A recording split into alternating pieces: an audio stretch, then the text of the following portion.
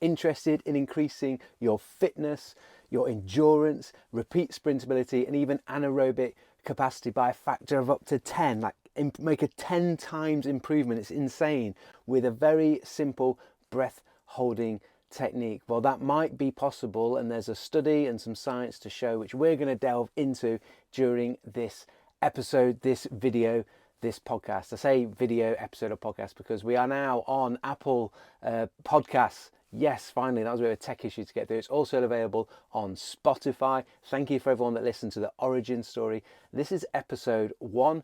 It's also, I said video because it is available on YouTube, so check out the YouTube channel as well if you haven't. And I look forward to delving into a paper that was done in 2018 for you to bring out potentially a very simple breath holding technique that by the end of this episode you will understand how to implement a nice progressive approach within your own training to utilize this very simple technique to potentially increase your own fitness, repeat sprintability, endurance by up to a factor of 10.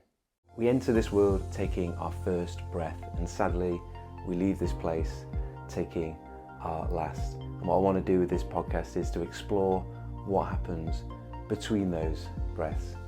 I'm David Jackson, Jacko, and this is the Between Breaths podcast.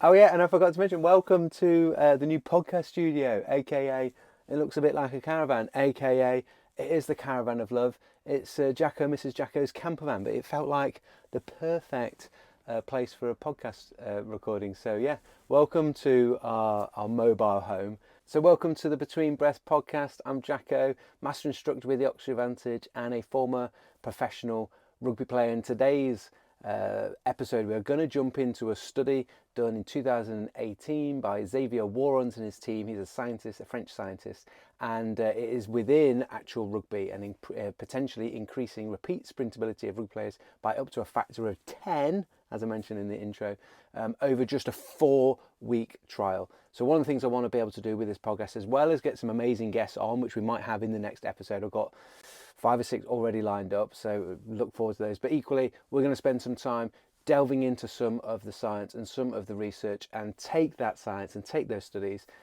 understand them, make them a little bit simpler for the information to come across to you so that you can practically implement those in your life and within your training.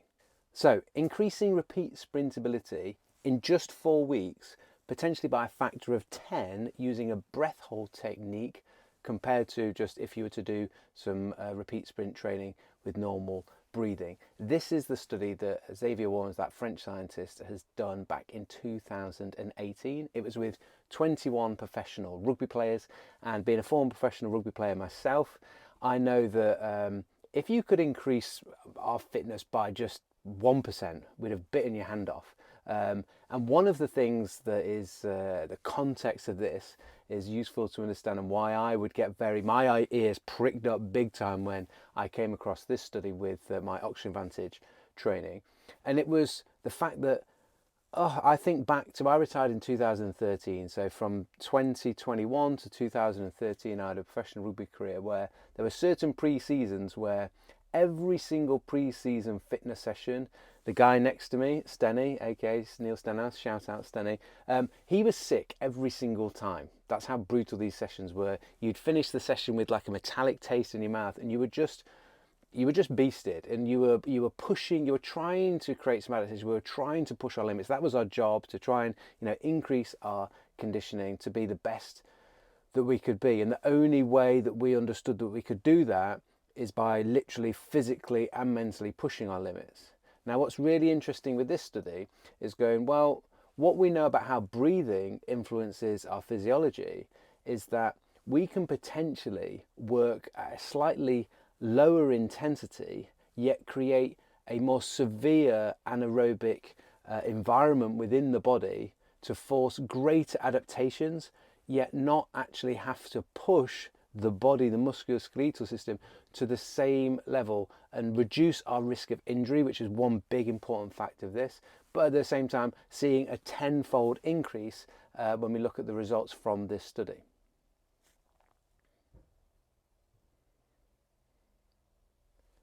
So a couple of things to consider there, like I'm potentially going to not actually push my limits in terms of risking injury, yet get bigger results for my anaerobic capacity, my anaerobic conditioning, my repeat sprint ability. Now, this is not saying that we should. I'm not saying at all, and this study is not saying at all that we shouldn't necessarily have those sessions where we mentally and physically push ourselves. But this is saying and showing some really exciting research around breath holding within training, that we can create some adaptations that I'll mention towards the end that could have a really big impact in terms of reducing risk of injury during training, even helping improve conditioning during a season, during training, during competition, which we wouldn't typically do. This type of work is normally only done in pre-season.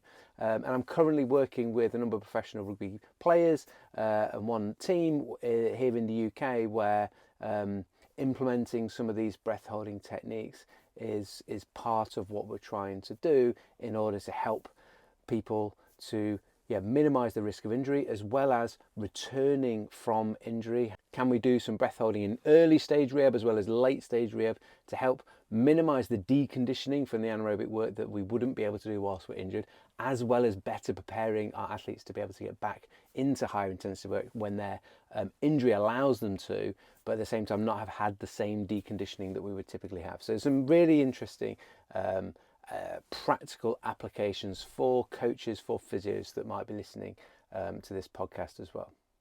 As I mentioned, I got very excited when I first came across this study because I think back to the anaerobic conditioning, repeat sprintability, shuttle tests and things that we did. It was brutal, and to think that you could make greater improvements by actually working slightly not as hard is like, wow, that really is, it's easy on the palate compared to that metallic taste you'd get from all that horrible anaerobic shuttle work. So I want to dive into exactly what Xavier Woorons and his scientific team did in this study and make it easy for us to all understand, and then able to give you some practical applications that I've used and experimented with myself and then used with athletes to really benefit from this type of breath holding work within our training. And the final thing I wanted to mention actually was that, like, I just have a real passion for the fact that I wish I knew this back when I played, but there's a crop, a new generation of players, and this type of work isn't just related to rugby. The study was done in rugby. There's also been one done in basketball.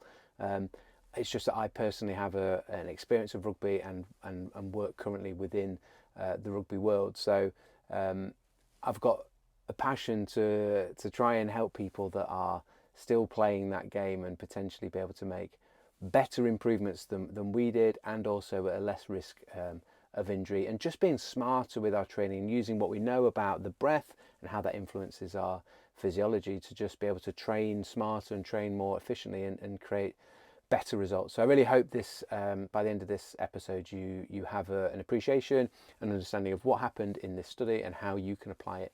That is my aim, so you know how to apply it in your, literally in the next training session that you might do later today or tomorrow. Now, what was the study? What was the process? And what were some of the outcomes? Well, firstly, the study was done in 2018. It was published in the European Journal of Sports Science by, French scientist Xavier Woorons. And they took, in the end, they took more, but in the end, the total number of players that finished the 4-week trial. So it was a 4-week trial.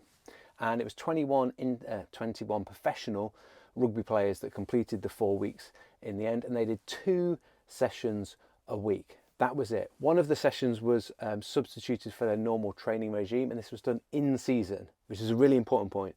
The improvements that you're going to see that they make was in season, not out of season or pre-season.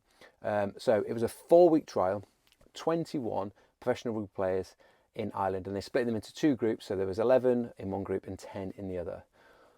One group, they allowed them to breathe normally during the testing and also the all of the training sessions that they did over the 4 weeks. The other group, during the testing, they let them breathe normally, but during their training for this particular trial, which was 2 sessions a week across those 4 weeks, so they did 8 sessions in total. During those 8 sessions, they made them hold their breath after a normal exhale. More on that later. And effectively what they were doing was they were sprinting 40 meters and they were doing that every 30 seconds. So if it took them 6 seconds to do the sprint, they would then have 24 seconds left. If they did it in 5 seconds, they'd have 25 seconds rest. Okay, and then they'd go again. All of in the breath holding group, all of their breath holds were done after a normal exhale. So they would do a normal exhale rather than holding the breath on the inhale, because we get a stronger hypoxic response, and that's what we're looking for. Hypoxia is just that fancy word for low oxygen, remember. Okay, so we're looking for this low oxygen within the blood and high CO2 effect that we get from holding the breath and working, at a quite high intensity. So they did these sprints every 30 seconds across the stage of 4 weeks. And the group that were normal breathing improved only a small percentage. They improved by 6%, whereas the group that were holding their breath after an exhalation and doing their training, when they retested them, they improved by 64%. 6 compared to 64 is over a 10-fold improvement in repeat sprintability. Okay, so let's look in a little bit more detail. What does that actually mean? So on week 1, or at the testing, at the beginning of the testing, what they did was they made them, they warmed them up, and they did the same set warm up for every single session and testing that they did, and they made them test their maximal peak velocity, so how fast they could sprint, and they used that as a marker of that's their peak velocity. In the test, when they can no longer continue to hit 85% of that peak velocity, the test was over. And the group that were allowed to breathe normally, when they tested them at the start, they did 9.8 reps of these 40-meter repeat sprints every 30 seconds. The group that were going to hold their breath, not in the testing, but for the training, so in the testing they let them breathe normally, they at the start did 9.1. Okay, so roughly the same, because they were trying to get the groups to be roughly the same. They tried to match them in terms of weight and size, position, skill, and all that. So they tried to make it as a fair test as possible. So the two groups, you had one at 9.8 that were going to be allowed to breathe normally, and then you had a group at 9.1 reps that were going to be holding their breath during the 4-week testing trial, where they did 8 sessions, so 2 sessions a week. In week 1, they did 2 sets of 8 twice, and then they built up to being able to do 3 sets of 8 by the end of the 4th session. So 8 sessions in total. The first 2 sets of 8, and then they gradually built up with a couple more reps each week until they got to a whole extra set, so 3 sets of 8 in total. They had 3 minutes walking recovery in between each set. And just to remind us, they were going for the 8 reps of each set, they were going every 30 seconds. One group, breathe however you want, normally. The other group, they were holding their breath. And then at the end of those 4 weeks, they retested them. The group that were allowed to breathe however they wanted, remember in the beginning they did 9.8 reps on average when they averaged the group. And they increased to 10.4 reps, which was after the 4 weeks, which is a 6% increase that we mentioned. The group that were holding their breath during the 4-week training trial of 8 sessions, go back and retest. Remember, they were 9.1 on average as a group. They increased, and during the test, breathe however you want. They weren't holding the breath when they were testing. Breathe however they want when they were testing. They increased to 14.9 reps. So they nearly did 6 additional reps on average as a group after just 4 weeks of training, which was a 64% increase. 6 compared to 64. I know what I'm going to want to do, and I'm going to want my athletes to do when I'm doing my training. I'm going to want to utilize some of this breath holding. All it is holding the breath after a normal exhale. When it's sprinting like this, it's very strong, the buildup of carbon dioxide. So what they did when they crossed the finish line, rather than breathing in, the first thing they allowed them to do was to breathe out, to get rid of that excess CO2 that will be building up strongly because you're holding the breath. So let's try to understand a little bit of physiologically what's going on. The group that were allowed to breathe normally, we don't have to think too much about that. They were just allowed to do whatever they wanted normally with whatever they do with their breathing, whether they would probably be mouth breathing, but there was no stipulation. Just let them do whatever they normally do. And they did 2 sessions a week for 4 weeks, and they made a small improvement of 6%, which, you know, the test was repeat sprints every 30 seconds. The training they were doing was 2 sets of 8, building up to 3 sets of 8, repeat sprints every 30 seconds. They were training for the test. They got a slightly better at the test after 4 weeks, which is what you would expect. Whereas the breath hold group, they were not used to holding their breath. It was a different adaptation for the body to respond to.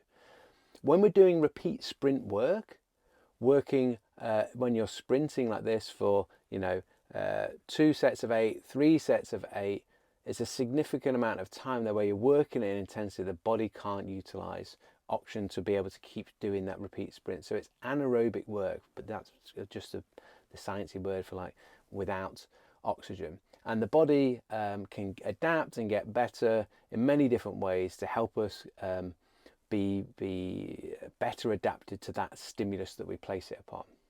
Now, the breath hold group, by holding the breath, you are almost, you can think of it as like doubling up on the adaptation of anaerobic work.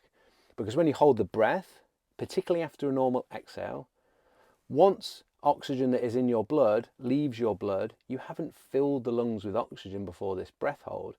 So none of the oxygen that has just left the blood and gone into the muscles is being replenished. Whereas if you did a breath hold after an inhale, you're filling the lungs with air. So when oxygen leaves the blood into the tissues, there is some oxygen in your lungs that can go into your blood. So the delay in that drop in hypoxia, the drop in blood oxygen saturation, is going to be delayed. We were trying to create a stimulus, I say we, in this study, I didn't do it. In this study, they're trying to create a response to low oxygen, or one of the things is trying to create that response to low oxygen and get the body to work with, get conditioned to be able to work with low oxygen and some of the byproducts that are created as part of that, which we'll come on to. And whereas the group that were breathing normally, they were constantly breathing, so they were able to get rid of any CO2 that was created, and then also they'll be able to replenish their oxygen levels. So what the study did, one of the things that they measured was their blood oxygen saturation throughout an entire training session.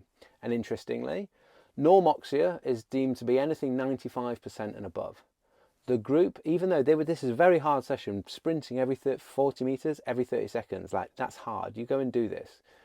Even if you're allowed yourself to breathe normally, you're going to be, that is going to be hard breathing, and it's going to be hard to do. It's a hard fitness session, okay? Their blood oxygen saturations dropped to what?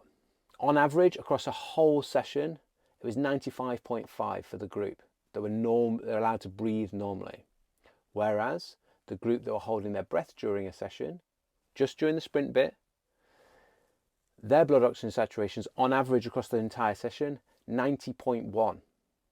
So a significant drop out of normoxia and into levels of hypoxia, and that's on average. So during the actual sprints themselves, or that delay slightly after the sprint, they would have been created some significant hypoxia. I've done this myself and been into the 60s, like below 70% blood oxygen saturation. With a pulse oximeter, that the quality of that is fair. It might not be that accurate, but you definitely create some significant drops in blood oxygen saturation, which the body has to adapt to. Now, on the other side of it, as well as the hypoxia, the low oxygen, you're creating an awful lot of carbon dioxide. And with the group that were holding their breath, and they wouldn't be pinching their nose, but holding their breath, they're not letting that carbon dioxide go out. So you're increasing the levels of carbon dioxide in the body, in the blood, and in the lungs. And the body has to, again, respond and adapt to that. Now, this is where some of the real benefits is theorized as to the mechanism of what's going on in this study and why do they increase by so much. There will be some responses to the low oxygen, but part of the low oxygen is, and the lack of oxygen within the system, is having to work with these anaerobic energy systems where we create an awful lot of lactic acid. At the same time, the group that's holding their breath are creating a lot of acid from the within the blood from the high levels of carbon dioxide. When they hold their breath, they're not letting leave the body. So we're going to see increases in acidity within the body. Now, one bit that they did very well with on this study was measuring their blood acid levels and taking measurements from the blood during these sessions. And what they noticed, really interestingly, was the group that were holding their breath, despite them holding their breath, as time went on, their blood levels in terms of acidity didn't increase dramatically more than they were than the non-breath hold group, in that they were creating more acidity within the muscle tissues, but the muscle cells and muscle tissues, the phosphates and some of the amino acids, seem to be buffering and improving and adapting to buffering the high levels of acidity that were being created, and higher levels of acidity were definitely being created because they were holding their breath compared to the non-breath held group.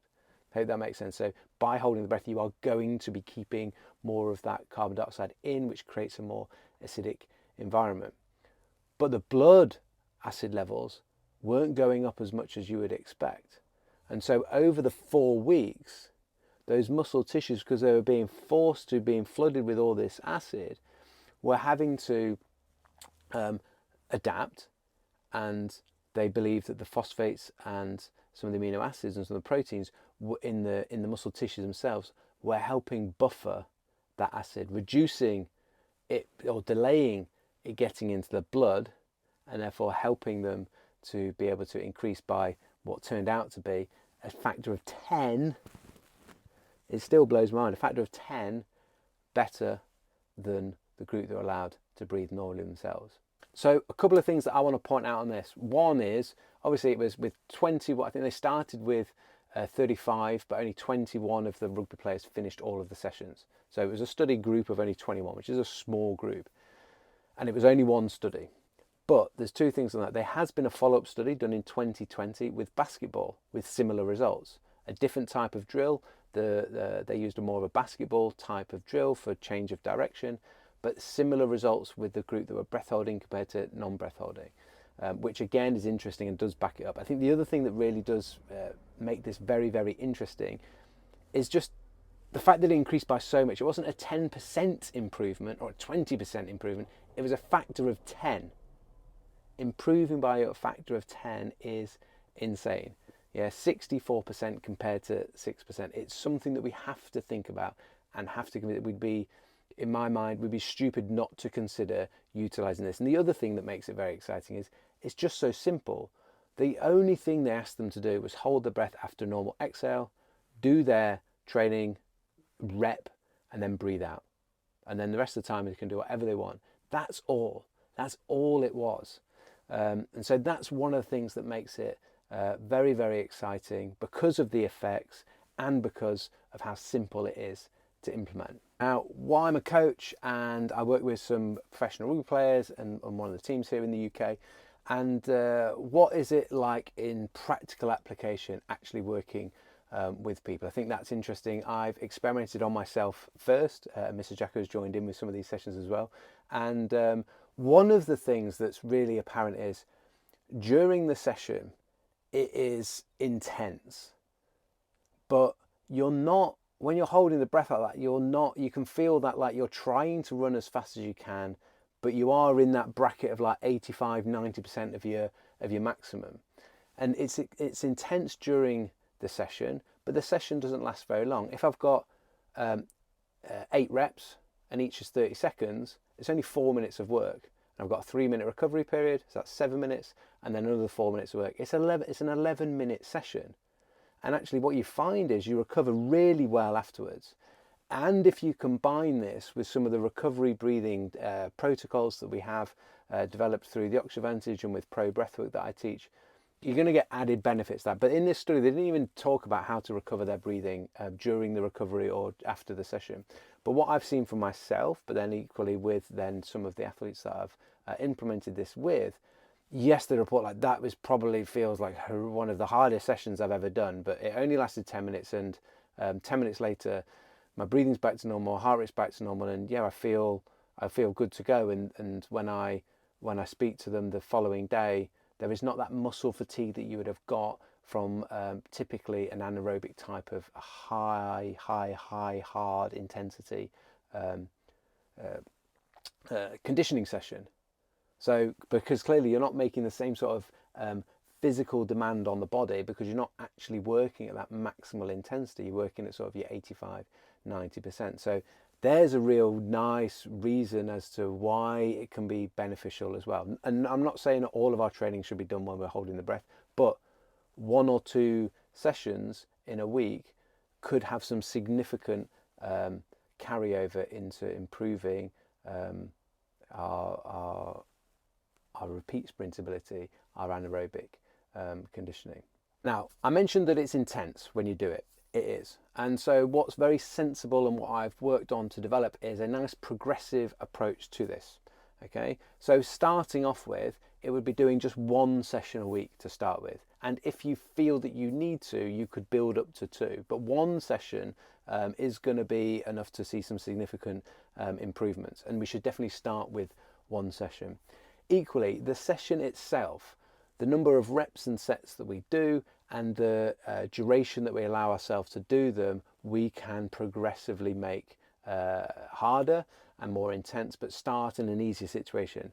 Doing 2 sets of 8 on day 1, where you're going every 30 seconds, is a bit of a wow wake-up moment for people, and it's much better, in my opinion, and having experimented this on myself, to start at a place that's a little bit more progressive. So typically what we would do is start with 2 sets, and our first set we'd actually do as just going every minute, so every 60 seconds. So lots of rest, lots of recovery, but just getting used to this idea of like, you're going to feel a little bit out of breath after you've done a few reps, and getting used to being a little bit out of breath and doing these sprints whilst holding the breath, as well as just getting used to holding your breath and doing a sprint. And so the first set would be done every 60 seconds, and then the second set could be done every 50 seconds. And then you can build up to a third set in the following week, or in a few weeks as you build up. And it might be in the first set I do every 60 seconds, in the second set I go every 50 seconds, and then in the third set I go every 40 seconds.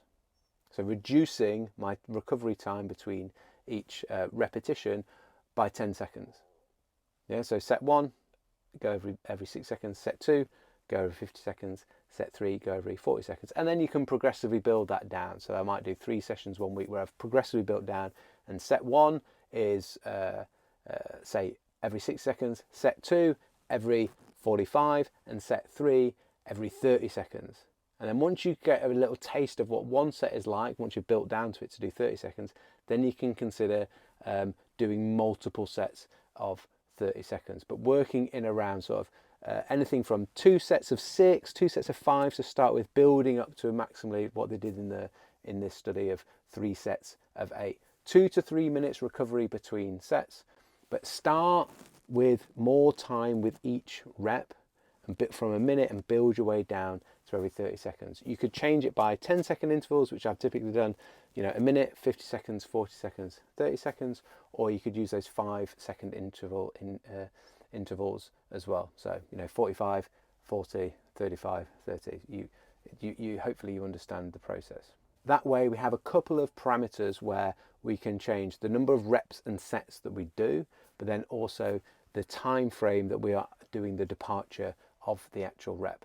All you do is you take a normal breath in, a normal breath out, you hold the breath, not by pinching the nose because you use your arms to sprint, but by closing off the throat. You sprint your 40 meters in this instance, and you exhale once you cross the line.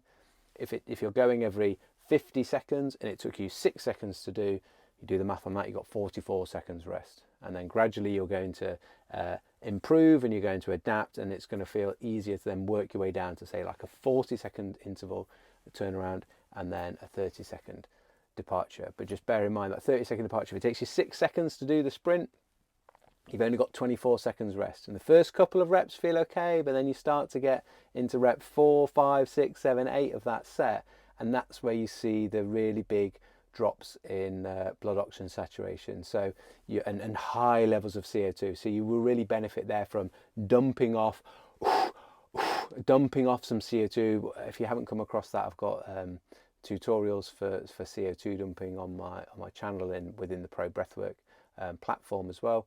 But dumping off some of the CO2, get rid of some of that excess CO2, so you can get to the start line with only 24 seconds rest and actually be able to go. Again, don't worry about keeping all that CO2 in. You're going to need to get rid of some so that you can actually go and do your next sprint. So, summarizing it, it's as simple as holding the breath after normal exhale and sprint. and do your work. And actually what's been shown is the more sport specific it is, the more beneficial the carryover, because the adaptations are happening in the muscle tissues themselves. So, you know, if you're a rugby player and you are, say, a winger or a fullback like I was, 40-metre sprints might be really relevant. Whereas if you're a back rower, it might be that you do them within shuttles, like a, you know, 5 back, 10 back, 15 back, something like that. If you're a cyclist, then you could do it not on the road holding your breath, because that would be dangerous, but you might be on a watt bike or something like that in a gym, and you could do it within that. If you're a CrossFitter and you do some work on an air bike, you could do some of your breath holding with that piece of apparatus. Apparatus, and American apparatus, who knows? And yeah, if you was a tennis player, you'd be doing some side-to-side work like they did in the basketball study, for example. And don't start off by being a hero and going, right, they did 3 sets of 8 every 30 seconds, that's what I'm doing. No, start simple, start with just 2 sets, and give yourself the chance to do maybe 1 session a week to start with, and start going every 60 seconds and then try every 50 seconds. That could be within the same session, 1 set at departure every 6 seconds, and then the second set at departure every 50, and then build up the number of reps and sets that you do to a maximum of 3 sets of 8. And eventually, you know, those sets could be working down from a minute to a departure every 45 seconds to a departure every 30 seconds. But at some point, you'll be able to minimize those down so that you know, you're doing a departure every 30 seconds for 2 or all 3 of those sets potentially. But just take a simple, logical, progressive approach rather than diving straight in at the deep end, because it's going to be hard on your breathing. But rest assured, you recover from it really quickly. And I'd love to hear from you. If you do try to implement some of this, I shared some on Instagram a while ago, and a few people were implementing it into their sessions. I'd love to know, not just, you go, God, yeah, that was a really hard session and I loved it, blah, blah, blah. I'm really interested in how fast you feel you recover after the session, as well as like how fresh you feel the next day, not feeling like you've done a horrendously hard anaerobic or repeat sprint conditioning type of session. Because, as we say, the adaptations are happening physiologically from what you're doing with your breath, rather than like stressing the system too much. And as you get comfortable with this type of breath holding, you can start to be a little bit more creative, as I am, with not just creative, but like more integrative with the way that you put them into your training. It could be that actually, you know, for me, some of the body weight training that I do, or some of the warm-ups I do, which might be strength work, but you know, low intensity. It could just be push-ups or bodyweight squats as part of a warm-up, where I'll actually utilize the breath holding within that part of the session. So it doesn't have to be just in these standalone like repeat sprint type work, but it depends on your sport, and it depends on the session outcome that you're looking for. But one of the things that's useful for when we're doing breath holds, potentially in like some of your warm-up drills, is that holding the breath is a stressor. It's up-regulating. It'll get your heart rate up. Your diaphragm will contract a few times. It's actually good for warming up your breathing muscles, as well as up-regulating for the nervous system to get you up and focused for the session that you're going to be taking on. And finally, for anyone that's a coach, a strength and conditioning coach, or a physio, working with teams or working with athletes, where you might be able to implement this as part of, I was saying, 2 sides of reducing risk of injury by going, okay, can we do some of their like hard conditioning work where we just reduce the intensity slightly to that sort of 85-90% range, but make them hold their breath to actually increase their repeat sprint ability by up to that factor of potentially 10, as well as, can I utilize this during rehabilitation from injury? And there's a couple of areas to mention on that would be useful. I'd love to hear from people if they're interested in more and seeing what we've done. We've done a little bit of work with people where, say someone's out for a long time, maybe 6 months, 9 months, they've had a bad injury, knee, ankle or something, and they're going to get really deconditioned from anaerobic work because they just can't do anything. Maybe they're on crutches or whatever. They can't do anything that hard to elicit that natural response that we'd get normally from our high intensity anaerobic work.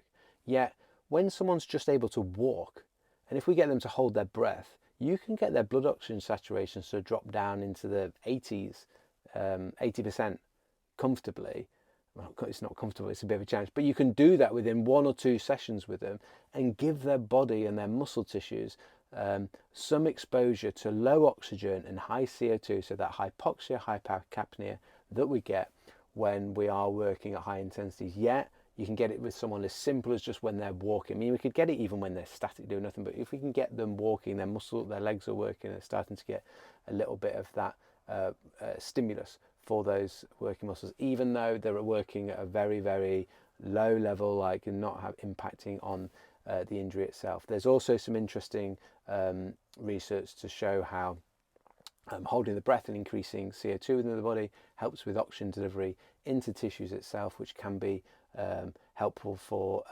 the whole rehabilitation process. But there does need to be more studies done on that. So the idea would be doing nothing that's going to impact the injury itself, but when they can do some very low level aerobic work, we can make that aerobic work, we can have doses of anaerobic work to reduce their deconditioning that they're going to get from anaerobic work because they're injured.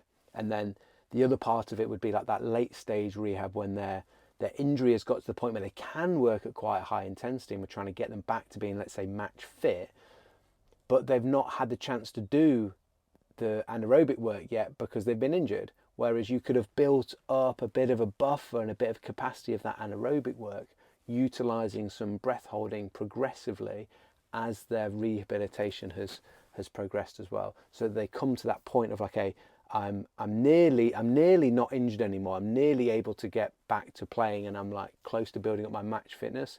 They're starting that point with greater anaerobic capacity rather than having been so deconditioned. And that for me is a huge part where this can come in really helpful for sports teams and sports people. As well as the fact that it was shown even in this study itself that it was done during the season. You know, what do we typically say during the season? We like maintenance. We maintain during the season. Well, one session a week where it might last 11 minutes, and okay, it's really hard during it because each little 30-second burst or each 6-second burst of that 30 seconds, you're holding the breath, but you recover within 10 minutes and the next day you feel absolutely fine, yet you've had that little top up of conditioning. That is something that I'm speaking to coaches and encouraging and trying to get people to understand how this could be used and making the best use of it. Those of you that are training for fun or training for your own sort of endeavours or challenges that you've got, and you're not a professional athlete and you're in control of your own breathing, we're all in control of our own breathing, but you're in control of your own training, then I really encourage you to take the principles that we've discussed in this and implement a little bit of breath holding after a normal exhale into sports related exercises that you're doing. That protocol of like building towards a part of, can you do it every 30 seconds, but just start at a minute. The breath hold itself only probably needs to last for somewhere between 5, 6, 7 seconds, but the intensity of what you're working at is going to be pushing you. Okay, so we've done it. Hopefully that's give you an idea of, okay, when you dive into some of these studies, if you I'll put a link in the show notes to it so you can go and read it firsthand if you want. But when you read some of these studies firsthand, they just use some terminology that can be a little bit confusing at first. But hopefully I've done a decent enough job there to present it to you in a way that you can look at that and go, you know what? That's as I'm saying this, I'm going, yeah, it's not too difficult to grasp and understand and potentially implement immediately into a training session that you might do. Remember, take a progressive approach to it. If you have any questions, just let me know if you're watching on YouTube, you can put them in the comments. If you're listening on the podcast, you can just email me directly, david.jackson@oxygenadvantage.com. Or if you're on social media, Instagram is a good place to send direct messages. I'm just I'm jacko.david.jackson. I'll put a link in the show notes to that. Oh, and if you're on TikTok, I went viral. Initially, TikTok, they banned me because I was too dangerous because of that demonstration where I put something in my nose in that airway. They banned me. I was banned. Too dangerous for TikTok, they said. But then after about 2 weeks, after they reviewed it, because I said, well, hold on a minute, I'm not dangerous. I'm just Jacko. This is just breathing. It's not dangerous. The video is, you can see it, and it's had over 1 million views. So yeah, go over to TikTok. It's where it's all going down, apparently. I've got no idea what I'm doing on TikTok, but I I'd be lying if I said I'm not going to try and create another viral video. We'll see how that goes down. I've got to think of other things I can put in my face, maybe, or maybe something different. We'll see. But yeah, check out TikTok. I can't remember what my handle is. I think it's Jacko Breathwork on TikTok. Again, I'll put a link in the show notes to the TikTok for anyone that's delved into that weird and wacky place of TikTok. So yeah, do get in touch. Do let us know. If you are listening to it on the podcast, it is just launched. This is the first episode. We had the origin episode last week. This is episode number 1. If you're on Spotify, I'd love you to put a review, and you can do the 5-star thing. Also on Apple Podcasts, would love a review on there, and you can do the 5-star thing. You want to. I would appreciate it. I know it takes you a couple of minutes to do that, but I'd appreciate your time on that. And if you had liked it and you'd like to share it with people, I would love you to take a little screenshot, put it on stories on Instagram, and just let us know what you thought of it. And just to reiterate, if you have any questions, particularly if you're looking to utilize this for yourself, or you're a coach or a physio or something looking to implement it with people or athletes and clients that you work with, I would love to hear from you, and I'd love to help you implement that with the right level of confidence that you may need. Other than that, things are coming up. Do live sessions every 7 a.m. on Instagram each Tuesday morning, so 7 a.m. UK time, Tuesday morning. The Pro Breathwork live sessions are going to be weekly. Change the time on these because a lot of you have asked this in terms of time. They used to be in the afternoon, but now they're going to be on Wednesday. They're every Wednesday, the Pro Breathwork live sessions. These are done via Zoom, or for Pro Breathwork members. They're going to be done also at 7 a.m., but on Wednesdays. So 7 a.m. Tuesday, free for everyone, Instagram live.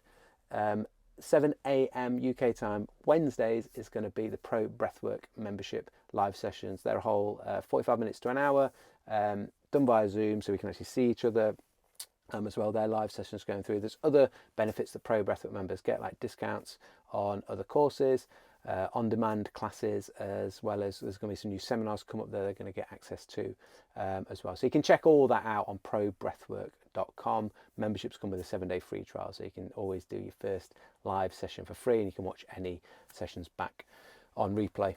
And then finally, I've got a couple of certifications coming up. So at the end of March, 24th to 26th of March, doing a certification with another master instructor, Matt Bagwell, down in Brighton. Check out the details in the show notes for that, or you can go to probreathwork.com/certification. And then the other one is in Nottingham. So there's another 3-day certification to become a advanced oxygen advantage instructor. No prerequisites or anything required, just a thirst for knowledge and wanting to learn. That is on the 23rd to 25th of June. With female breathing expert Georgie Lawler. She's another master instructor, as I am with the Oxygen Advantage. So I'm teaching with those two master instructors in March in Brighton, in June 23rd to 25th of June in Nottingham. There we go. So you've been breathing. I've been Jacko. Until next time, keep it nasal.